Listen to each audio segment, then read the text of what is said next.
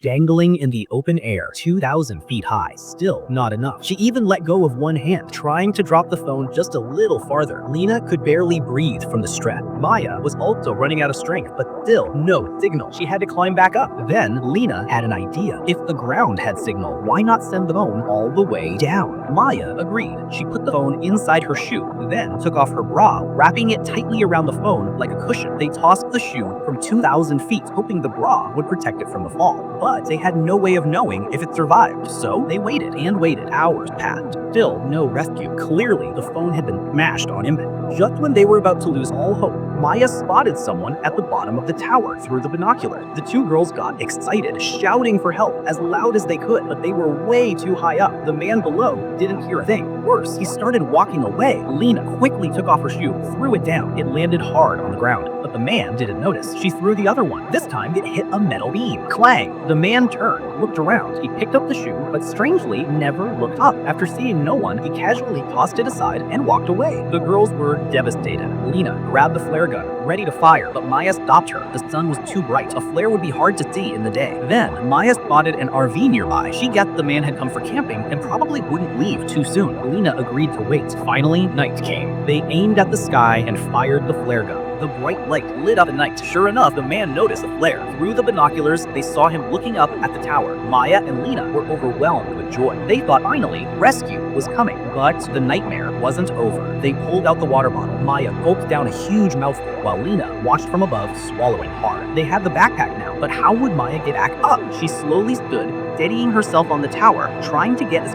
close to the rope as possible. She reached out, but it was just out of reach. Then she had a bold idea. She stepped back, pulled out her selfie stick from the backpack, and hooked it to the rope loop. She extended her arm, trying to hang the backpack on the loop, but it was too heavy. Again and again she tried. Nothing worked. Just as she was about to give up, she finally hooked the bag. That gave her just enough length to grab it. Maya crouched down, eyes locked on the backpack. She jumped. She caught it mid-air. Lena gasped from above. She grabbed the rope and pulled with all her strength. Maya climbed fast, hand over hand, leg over leg. Soon, she was just below the top of the tower. Only the last bit of ladder stood between her and safety. But right then, something went wrong. Maya's arms gave out. She lost her grip and began to fall. It all happened so fast. Lena froze in horror. Tears poured down her face as she leaned over the edge, ready to face the awful truth. But right as Maya was falling, she grabbed the rope, her hands torn and bleeding. Lena had to pull her up alone. She braced herself, legs locked against the beam, pulled with every ounce of strength she had. With one final burst, she hauled Maya back to safety. The backpack came up too, the one with the water and the drone. Lena wasted no time. She chugged the water like her life depended on it, but then she froze. The truck driver had stopped nearby. Maybe they still had a chance, but the driver didn't see the wrecked drone. He looked around, saw nothing, got back in his truck and drove away. Lena broke down in tears. That was it. She had lost all hope, but things were about to get worse. When she turned to look at Maya, Maya slowly turned her face toward her, revealing a bloody, rotting wound. And suddenly, the awful truth hit her. Maya had died when she fell onto the dish. She never survived that fall. Lena had been hallucinating the whole time. It wasn't Maya she pulled up, it was the backpack. She had been completely alone, talking to a memory. She collapsed on the platform. The burning sun above her, a hungry vulture, flew down, pecked at her bloody thigh. But Lena opened her eyes. She grabbed it by the neck, wrestled it down, and started eating it raw. One thought remained.